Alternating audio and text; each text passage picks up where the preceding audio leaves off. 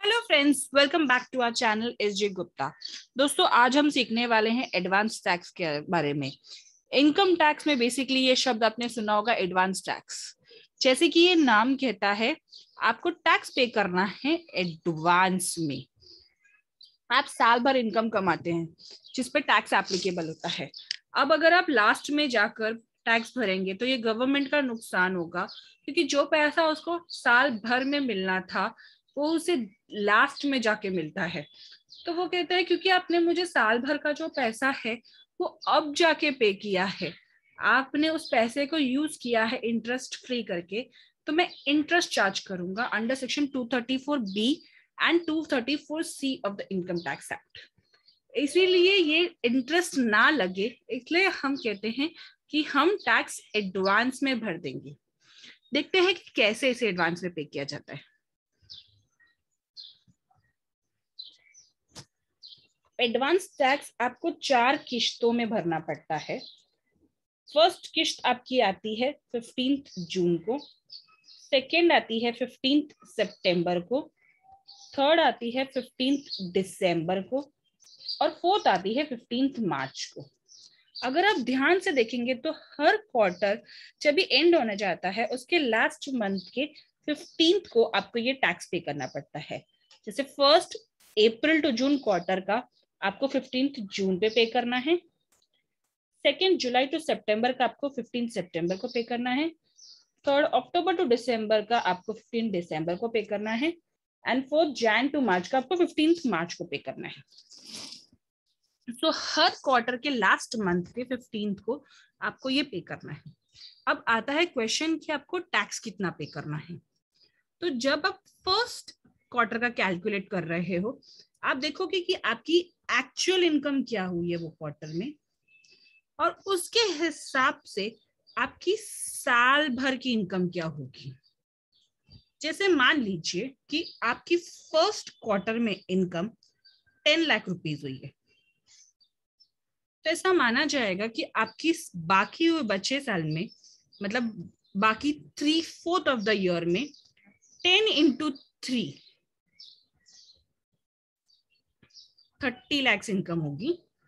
यानी कि टोटल आपकी इनकम 40 लाख होगी इस साल की। ये एक एस्टिमेट बेसिस पे एडवांस टैक्स भरा जाता है जो हर क्वार्टर में रिविजिट किया जाता है, and end of the year अगर आपने ज्यादा पे कर दिया तो आपको गवर्नमेंट रिफंड दे देगी, और शॉर्ट पे किया है तो आपको बैलेंस टैक्स पे करना चाहता है। अब 40 लाख के ऊपर टैक्स मान लीजिए आपका आता है 1 लाख रुपीज। तो जब आप 15 जून का एडवांस टैक्स पे करने जाएंगे तो आप 1 लाख रुपीज का 15% टैक्स गवर्नमेंट को पे करेंगे, यानी कि 15,000 रुपए। इसमें एडवांस टैक्स में आपको क्या करना है, पहले आपको देखना है कि आपकी एक्चुअल इनकम क्या हुई है, फिर उसको बेसिस पे आपकी एस्टिमेटेड टोटल ईयर की इनकम कितनी होगी। टोटल ईयर की इनकम कैलकुलेट करने के बाद आपको उसके ऊपर टैक्स कैलकुलेट करना है, उसका एक परसेंटेज ऑफ एडवांस टैक्स आपको हर क्वार्टर पे करना है। अब जैसे मान लीजिए हम सेकेंड क्वार्टर पे जब आते हैं, तब आपकी एक्चुअल इनकम यहाँ पर 15 लाख हुई। आपकी एक्चुअल इनकम के बेसिस पे आपका बैलेंस एस्टिमेट किया जाता है, क्योंकि 15 आपकी 6 महीने में 15 लाख इनकम हुई, तो ये माना जाएगा आपकी साल भर में 15 इंटू 2 30 लाख इनकम हुई। ये देखिए, ये 6 महीने का 15 है, तो मैंने ऐसे कैलकुलेट किया है कि अगर 15 लाख मेरी 6 मंथ्स में होती है तो मेरी 12 मंथ्स में कितनी इनकम होगी। यानी कि इसे कैसे हम करते हैं, 15 into 12 divided by 6, which is answer is 30 lakh. आपके 30 लाख रुपीज पे टैक्स कैलकुलेट किया जाएगा। मान लीजिए 30 लाख के ऊपर आपका टैक्स आता है 90,000 रुपीज, तो सेकेंड क्वार्टर में आप 90,000 रुपीज का 45% टैक्स पे करेंगे। अब 90,000 का 45% कितना होता है ये हम कैलकुलेट करेंगे।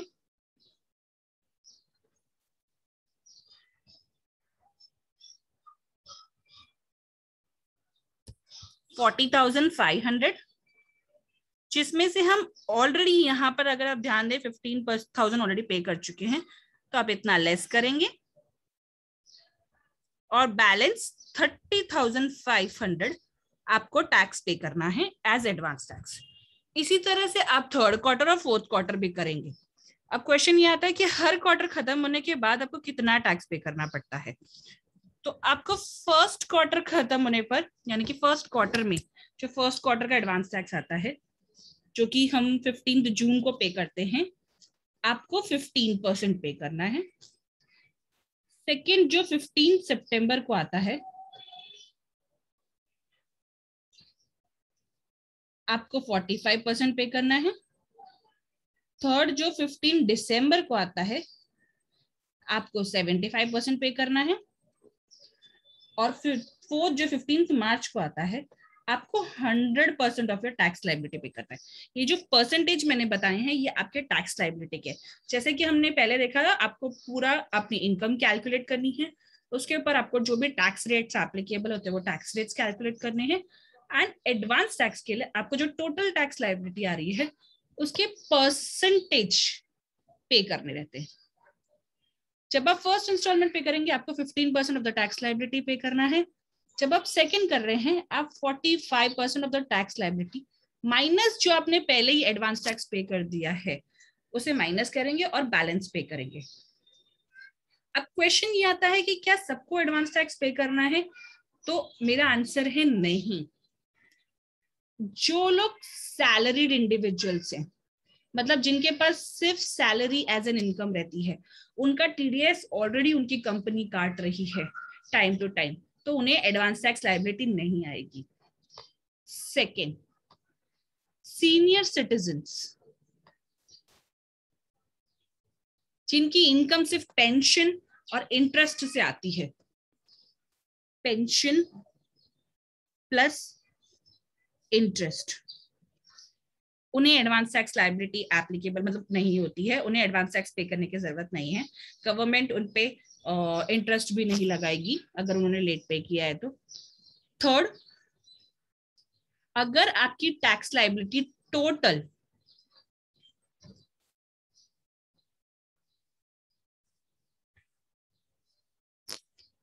$10,000 या 10,000 से कम है तो भी आपको एडवांस टैक्स नहीं लगेगा।